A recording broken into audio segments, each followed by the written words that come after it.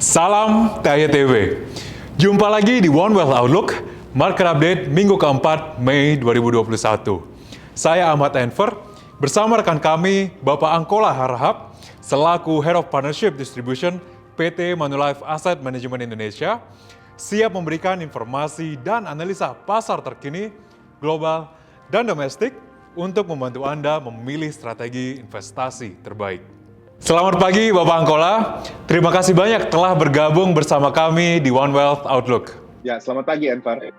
Mari kita mulai langsung dengan view dari Manulife terhadap perkembangan ekonomi dan pasar global terlebih dahulu.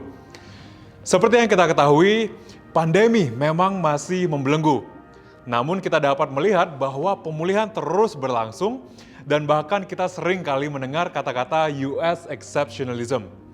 Lalu bagaimana dengan pandangan Bapak Angkola sendiri terhadap narasi pemulihan ekonomi global saat ini, serta apakah US exceptionalism ini akan terus bertahan di tahun ini?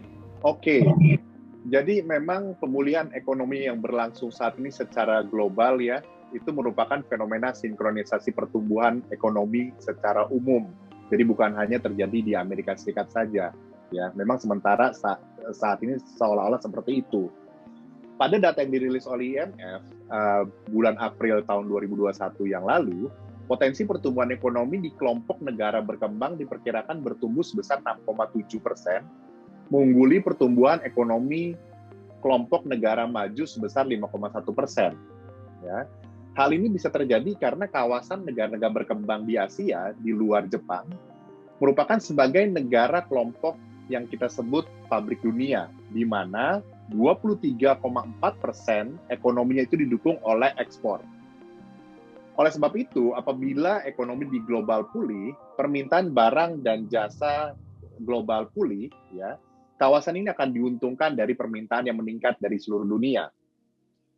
Kembali ke Amerika Serikat yang tadi dibicarakan, ya, secara historis sebetulnya surplus neraca berjalan di Asia ya, merupakan refleksi atau berkebalikan dari defisit neraca berjalan di Amerika Serikat, di mana biasanya ketika terjadi pemulihan aktivitas ekonomi di Amerika Serikat, cenderung akan mendorong permintaan barang dan jasa dari luar Amerika, lalu mendorong ekspor dari Asia yang kemudian akan menguntungkan perusahaan-perusahaan yang ada di Asia. Demikian, Enver. Oke, nah kalau kita memang berbicara tentang pemulihan ekonomi, seringkali kita mendengar kata-kata inflasi. Dan inflasi di Amerika Serikat tercatat sebesar 4,2% di bulan April, menuju level tertingginya sejak 2008 silam. Bagaimana Anda memandang arah inflasi ke depannya, serta dampaknya terhadap arah kebijakan baik dari sisi fiskal maupun moneter di tahun ini? Oke, baik. Memang tepat sekali ya, ekspektasi inflasi yang lebih tinggi dari yang diantisipasi sebelumnya itu dapat menjadi faktor risiko kalau kita berinvestasi di pasar finansial. Ya. Peningkatan aktivitas ekonomi yang diakui itu akan mendorong inflasi. Namun, apakah kenaikan ini akan bersifat sementara sebagai dampak dari angka inflasi yang rendah di tahun lalu, atau kita sebut namanya low base effect di tahun 2020, atau memang inflasi ini bersifat struktural. Nah, tetapi hal ini baru akan diketahui setelah data inflasi di kuartal ketiga tahun 2021 diumumkan ya. Sebagian besar negara masih memperkirakan inflasi tahun ini akan terkendali moderat, berada di level target tertingginya yang diasumsikan sebelumnya. Nah, penyebab inflasi harusnya tidak akan spike up terlalu berlebihan, ya itu adalah karena sektor tenaga kerja memiliki kontribusi yang besar terhadap peningkatan daya beli masyarakat. Sehingga kalau sektor tenaga kerja belum pulih sepenuhnya atau belum normal, seharusnya angka inflasi ini tidak akan menjadi spike up atau naik secara besar secara mendadak. Ya.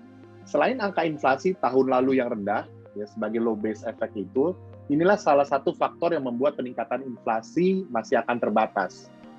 Ya. Namun, karena kenaikan inflasi dilatar belakangi oleh alasan yang baik, yaitu adalah pulihnya ekonomi atau meningkatnya permintaan ekonomi secara umum di dunia, justru pemulihan ekonomi ini dapat menjadi penopang bagi pasar finansial atau bagi korporasi-korporasi ke depannya, ya, Dalam merespon hal ini, kebijakan moneter dan fiskal juga diharapkan tidak berubah drastis dari kebijakan yang berlaku saat ini, yang akomodatif terhadap pertumbuhan ekonomi. Demikian, Enver. Oke, jadi kita bisa antisipasi untuk kebijakan-kebijakan baik dari fiskal maupun moneter ini untuk tetap akomodatif seperti itu, Bapak Angkolo ya. Oke, beralih ke pasar Asia, khususnya di wilayah Asia Pasifik. Bank OCBC NSP menawarkan satu equity fund dari Manulife Asset Management Indonesia, yaitu Manulife Saham Syariah Pasifik Dolar Amerika Serikat, atau mungkin yang sering kita sebut MANSHAF. Reksadana ini seperti yang kita ketahui memiliki exposure terhadap perusahaan-perusahaan besar di wilayah Asia Pasifik seperti Alibaba, JD.com, dan juga Samsung. Nah, pertanyaan saya adalah bagaimana view Mami sendiri terhadap wilayah Asia Pasifik serta dampaknya terhadap fund MANSHAF itu sendiri. Mungkin bisa juga di-share sektor-sektor apa saja yang menjadi key sektor dalam pandangan Mami. Oke. Memang benar sekali disebut bahwa negara Asia atau kelompok negara-negara di Asia ini adalah rumah bagi perusahaan-perusahaan berskala global, ya, berskala besar. Ya, seperti saya sampaikan sebelumnya, secara historis pemulihan aktivitas ekonomi, terutama aktivitas retail di Amerika Serikat, itu cenderung untuk mendorong peningkatan perdagangan global. Dan hal ini akan menguntungkan perusahaan-perusahaan yang ada di Asia, sehingga kalau kita berinvestasi di perusahaan di Asia harusnya akan diuntungkan dari tren tersebut. Ya. Nah, kondisi ini juga tercermin dari pertumbuhan laba korporasi di Asia. Nanti kita akan melihat pertumbuhan laba korporasi di Asia harusnya akan cukup solid, gitu ya, seiring dengan pertumbuhan permintaan global. Nah, sejalan dengan membaiknya selera risiko global atau risk appetite investor global, kepemilikan asing yang masih rendah atau under-owned kita sebut ya di kelompok negara-negara di Asia, dan tren kebijakan moneter atau fiskal yang masih longgar atau masih akomodatif, diharapkan akan dapat menambah daya tarik investasi ke pasar Asia untuk mencari imbal hasil yang lebih atraktif. Nah, sektor-sektor yang menarik, karena tadi pertanyaan adalah sektor juga, ya. Salah satu sektor yang di Asia yang sangat menarik itu adalah sektor teknologinya, ya. Seperti kita ketahui bersama, negara-negara di Korea dan Taiwan, banyak korporasi berskala global yang memproduksi perangkat teknologi bagi dunia. Ya. Di Asia kita bisa menemukan beberapa produsen chipset yang saat ini permintaannya sedang meningkat, ya, tetapi pasokannya itu terbatas. Sehingga ini akan menguntungkan kelompok atau perusahaan-perusahaan yang penghasil chipset tersebut. Ya. Kemudian di Asia juga ada perusahaan-perusahaan yang memproduksi handphone dengan merek global. Ya. Selain itu, sektor consumer discretionary juga merupakan sektor yang menarik buat kami, terutama datang dari perusahaan-perusahaan e-commerce raksasa yang ada di Asia, yang seperti tadi sudah disebutkan. Itu akan diuntungkan oleh peningkatan daya beli masyarakat di Asia yang besar. Ya. Kemudian kalau dari sisi negara, kita melihat bahwa negara-negara yang menarik adalah negara-negara di Asia Utara untuk sementara waktu, karena negara-negara di Asia Utara itu kelompok negara yang cukup relatif maju dibandingkan negara Asia kawasan lainnya, dan negara-negara di Asia Utara ini juga termasuk kelompok negara yang sudah sukses dalam mengelola pandemi. Kelompok negara di Asia Utara seperti Korea Selatan dan Taiwan, ya, itu merupakan kelompok negara yang kita suka di Asia Utara. Kemudian negara seperti China dan India itu juga menjadi fokus kita karena pertumbuhan ekonomi di dua negara tersebut sangat baik dan perkirakan akan bertumbuh dengan cepat di beberapa waktu ke depan, dan tingkat konsumsi masyarakatnya juga tinggi, sehingga dua negara itu merupakan dua negara yang menarik. Ya. Nah, mungkin itu yang bisa saya sampaikan kalau dikaitkan dengan portfolio kami di Asia Pasifik, Enver. Oke. Kalau itu adalah apa yang kita bisa expect, tapi juga dari sisi resikonya nih, kita juga patut antisipasi ke depannya. Nah, khususnya terhadap fund MANSHAF itu sendiri, sebaiknya risiko-risiko apa saja nih yang bisa kita antisipasi? Betul sekali ya, kita sebagai investor harus melihat dari dua sisi ya, ada peluang, kemudian juga mempertimbangkan risiko. Nah, ada dua risiko besar yang kami ingin sampaikan pada sesi kali ini, yaitu yang pertama adalah meningkatnya ekspektasi inflasi dan kenaikan imbal hasil obligasi di Amerika Serikat. Itu tadi kita sudah bahas ya. Ketika nanti kita melihat bahwa percepatan laju inflasi itu sudah di luar kewajaran, nah ini akan menimbulkan volatilitas juga di pasar-pasar di dunia, khususnya di Asia Pasifik ya. Kemudian yang kedua adalah kelancaran distribusi vaksin dan risiko dari mutasi virus. Ya, risiko kedua masih berkaitan dengan pandemi yang kita sudah jalani selama lebih dari 1 tahun. Kalau misalnya distribusi vaksin bisa lebih merata dan bisa lebih cepat untuk kelompok negara-negara di Asia, saya rasa ini akan menimbulkan efek yang bagus. Tetapi kebalikannya, kalau distribusi vaksin terhambat, ini akan menimbulkan risiko tersendiri buat kelompok negara di Asia. Oke, terima kasih banyak Bapak Angkola. Dengan demikian, saatnya kita alihkan fokus ke dalam negeri. Pertumbuhan ekonomi Indonesia pada kuartal pertama tahun ini masih terkontraksi 0,74%, yang menandakan bahwa kita masih mengalami resesi. Bagaimana pandangan Anda terhadap pemulihan ekonomi Indonesia di tahun ini atau hingga tahun 2022 mendatang? Dan kira-kira apa yang menjadi pendukung ataupun resiko yang patut diantisipasi? Oke, jadi kalau kita bicara tentang angka pertumbuhan ekonomi di Indonesia, seharusnya bisa akan terlihat di beberapa waktu ke depan, ya. Karena Bank Indonesia sebagai pemangku kebijakan moneter sudah melakukan berbagai kebijakan moneter yang akomodatif untuk mendorong pertumbuhan ekonomi.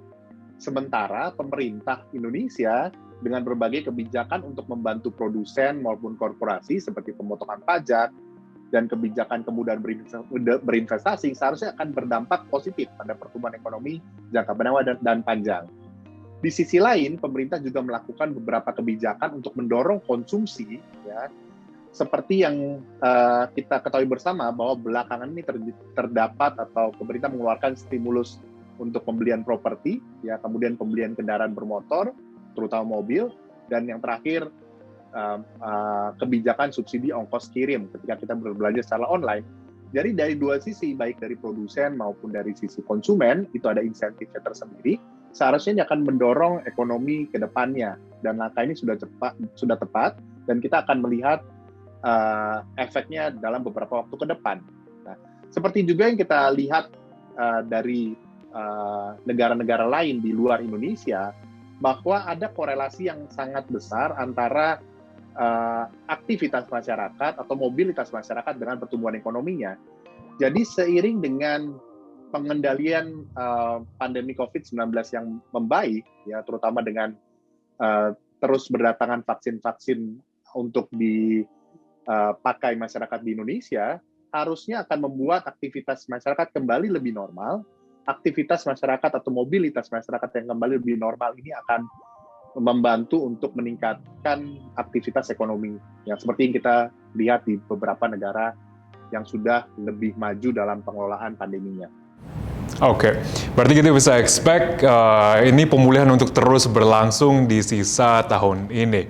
Nah, dengan begitu, terhadap pergerakan pasar, IHSG kembali jatuh ke level 5.700-an untuk yang kedua kalinya di tahun ini, dan kita lihat masih struggling untuk menembus level 6.000. Di pasar surat utang, imbal hasil pada obligasi pemerintah tenor 10 tahun telah meningkat lebih dari 50 basis point year to date, yang mengindikasikan juga telah terjadinya penurunan harga. Dan terhadap nilai tukar rupiah pun masih terdepresiasi sekitar 2% terhadap US dollar. Bagaimana penilaian Bapak Angkola terhadap performa aset-aset tersebut sejauh tahun ini, serta proyeksi MAMI hingga akhir tahun? Oke, jadi kalau pasar saham Indonesia sebetulnya sama ya dengan pasar saham di negara-negara kawasan Asia lainnya kurang lebih.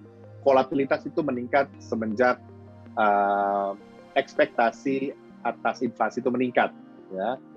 Melonjaknya kasus COVID-19 juga di beberapa negara itu juga menjadi faktor yang membayangi sentimen negatif pasar-pasar saham di kawasan di Asia, gitu ya. Kemudian terlepas dari sentimen tersebut, secara fundamental Indonesia menawarkan potensi yang menarik dengan adanya pemulihan ekonomi dan juga rilis data awal beberapa laporan keuangan emiten di kuartal 1 yang menunjukkan hasil yang di atas atau sesuai dengan ekspektasi pasar. Seharusnya tanda-tandanya sudah ada bahwa harusnya kita akan melihat pasar saham kita akan bergairah kembali gitu. Selain itu di pasar saham Indonesia juga karena menawarkan valuasi yang baik, kemudian kita juga punya mata uang relatif stabil, ini diharapkan akan mengundang investor asing masuk ke pasar saham di Indonesia. Sampai dengan akhir tahun, di MAMI sendiri kami memproyeksikan ISG dapat berpotensi menguat berada di level 6.740 sampai 7.046.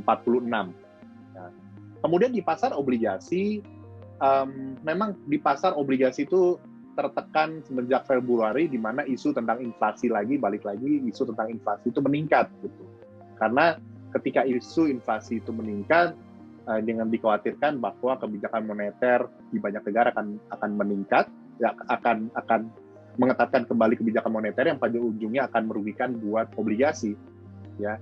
Nah, tetapi kita melihat bahwa stabilisasi obligasi di Amerika Serikat, ya, imbal hasilnya itu sudah terlihat di bulan April. Ya, imbal hasil obligasi Amerika Serikat tidak melemah dengan cepat seperti yang kita lihat di kuartal 1 di tahun ini, tetapi di April kita sudah melihat range pergerakan obligasi Amerika Serikat untuk imbal hasilnya antara 1,5 sampai 1,7%. Ini menciptakan dukungan bagi investor asing untuk kembali lagi melihat pasar Indonesia sebagai pasar yang atraktif, karena Indonesia termasuk salah satu dari sedikit negara yang menawarkan imbal hasil yang sangat baik, ya, dan inflow asing ini mendukung kinerja obligasi di sepanjang bulan April. Nah, kemudian untuk imbal hasil obligasi kita juga masih cukup optimis bahwa dengan kondisi yang masih moneter yang masih suportif atau akomodatif, tidak ada perubahan yang sangat signifikan dari kebijakan moneter di banyak negara, seharusnya sih imbal hasil obligasi Indonesia yang 10 tahun dapat berpotensi menurun ke level 5,5%, atau kalau imbal hasil menurun itu harganya naik, ya. Jadi dengan imbal hasil saat ini di kisaran 6,5, kemudian imbal hasil diprediksi turun ke 5,5, ini akan menciptakan peluang yang sangat bagus buat para investor obligasi untuk melihat kesempatan yang ada saat ini. Oke, berarti memang masih ada ruang untuk terus adanya penguatan terhadap aset-aset Indonesia itu sendiri untuk di sisa tahun ini. Nah, satu pertanyaan terakhir nih, Bapak Angkola. Seperti yang kita tahu, OCBC NSP juga menawarkan fund Manulife yang berfokus pada saham dalam negeri, yaitu Manulife Dana Saham atau yang sering kita sebut MDS. Mengingat penjelasan yang Bapak Angkola telah berikan sebelumnya, kira-kira apa saja yang menjadi key sectors MAMI saat ini, dan kira-kira apa yang akan menjadi pendukung ataupun resiko yang patut diantisipasi terhadap arah reksadana MDS itu sendiri? Oke, jadi fitur yang benar-benar terlihat berbeda dari Manulife Dana Saham itu adalah Manulife Dana Saham memiliki benchmark LQ45. Ya, seperti kita ketahui, LQ45 merupakan indeks saham yang menggambarkan 45 saham yang terliquid dan teraktif yang ada di bursa. Dan biasanya perusahaan-perusahaan ini adalah perusahaan besar. Ya. Nah, biasanya ketika tren kembalikan arah investor asing banyak masuk ke bursa saham di Indonesia, biasanya saham-saham berkapitalisasi besar atau saham-saham perusahaan besar akan terbantu dari inflow yang masuk tersebut. Ya. Tapi di luar daripada itu, sektor-sektor yang menarik menurut kami untuk di pasar saham adalah yang pertama natural resources. Kenapa natural resources? Karena kita tahu bahwa saat ini kita berada dalam periode pembalikan arah dari ekonomi yang bergerak lambat di tahun lalu, kemudian ekonomi bergerak lebih cepat tahun ini. Seharusnya sih akan banyak permintaan barang dan jasa akan meningkat di tahun ini, yang pada ujungnya akan meningkatkan permintaan atas natural resources, ya, baik itu kelompok metal maupun kelompok energi, gitu ya. Nah, natural resources itu memiliki outlook yang positif dalam jangka pendek, didukung oleh kebijakan untuk menggerakkan ekonomi yang lebih cepat atau disebut reflasi, dan secara jangka menengah itu didukung oleh perkembangan dari green economy, ya, karena kalau kita cermati bahwa Indonesia itu juga memiliki industri logam yang sangat diuntungkan dari green energy, tema green energy, khususnya berkaitan dengan baterai mobil listrik. Ya, ini akan menguntungkan beberapa emiten di Indonesia yang berkaitan dengan natural resources. Ya. Dan potensi berikutnya, katalis berikutnya secara jangka pendek adalah disetujunya program infrastruktur Biden yang ini akan meningkatkan pembelian secara besar barang-barang tambang atau barang-barang hasil bumi yang dilakukan oleh Amerika Serikat. Kemudian yang kedua, sektor finansial. Ya, sektor finansial merupakan sektor yang menarik ketika ekonomi itu berjalan lebih cepat. Ya, karena biasanya ekonomi berjalan lebih cepat akan didukung oleh pertumbuhan kredit atau pertumbuhan pinjaman yang lebih cepat. Ya. Nah, biasanya dalam periode tersebut, bank akan memiliki net interest margin atau pendapatan yang bagus juga, sehingga akan menopang story pertumbuhan bank pada periode pertumbuhan ekonomi. Ya. Tetapi ada beberapa tema yang menurut kami menarik. Salah satunya adalah kita suka dengan bank dengan tema digital. Ya, ini juga menjadi tema utama di pasar saat ini. Dan dengan tema bank digital ini kita harapkan akan menjadi warna ya di tengah. Kalau dalam situasi sekarang di tengah pertumbuhan kredit juga masih lesu.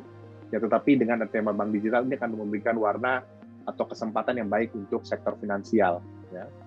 Kemudian part yang ketiga atau sektor ketiga itu adalah sektor telekomunikasi. Ya, seperti kita ketahui bahwa beberapa kebijakan yang dilakukan oleh pemerintah di sektor itu, di sektor telekomunikasi itu mendukung konsolidasi antar perusahaan. Ya, dan ketika terjadi konsolidasi, ini juga akan mengundang investor asing masuk ke sektor ini karena dari kebijakan yang terakhir bahwa yang tadinya ada subsektor telekomunikasi itu masuk daftar negatif investasi, tapi dengan kebijakan yang terakhir atau relaksasi terakhir, investor asing bisa masuk ke subsektor ini. Sehingga ini akan menjadi penopang yang baik buat sektor telekomunikasi. Dan yang terakhir, ya, sektor yang sangat menarik juga, dan ini biasanya sektor yang akan bertumbuh di fase berikutnya dari pertumbuhan ekonomi, itu adalah real estate. Ya, dengan kebijakan relaksasi yang sudah dilakukan oleh pemerintah, itu sangat membantu meningkatkan arus kas perusahaan pengembang atau developer. Ya. Permintaan akan properti itu sangat bergantung pada end user, di mana sejauh ini minat terhadap investasi masih relatif rendah. Jadi kebijakan relaksasi, misalnya mengurangi PPNBM, kemudian DP 0% itu dapat menjadi penopang atau pendorong sektor di real estate atau properti. Ya. Dan terlihat memang penjualan selama di kuartal pertama di tahun ini relatif cukup baik dan diprediksi akan terus meningkat, dan pencairan KPR pun juga cukup sehat. Ya. Jadi itu adalah 4 sektor yang kami lihat akan cukup menarik buat dalam portfolio reksadana saham kami, terutama di Manulife Dana Saham. Oke, baik. Terima kasih Bapak Angkola atas penjelasannya. Dan dengan demikian, kita telah sampai di penghujung sesi kita kali ini. Terima kasih banyak Bapak Angkola telah bergabung bersama kami, dan semoga terus bersedia untuk bergabung bersama kami di banyak episode-episode berikutnya. Terima kasih Envert atas undangannya. Sekian informasi dan analisis kali ini bersama Bapak Angkola Harahap selaku Head of Partnership Distribution PT Manulife Asset Management Indonesia. Untuk mengikuti update pasar terkini, Anda dapat mengakses weekly market journal kami melalui link di bawah ini. Dan jangan lupa untuk mengklik tombol subscribe. Saya Ahmad Enver, nantikan One Wealth Outlook berikutnya di minggu depan. Salam TAYTB.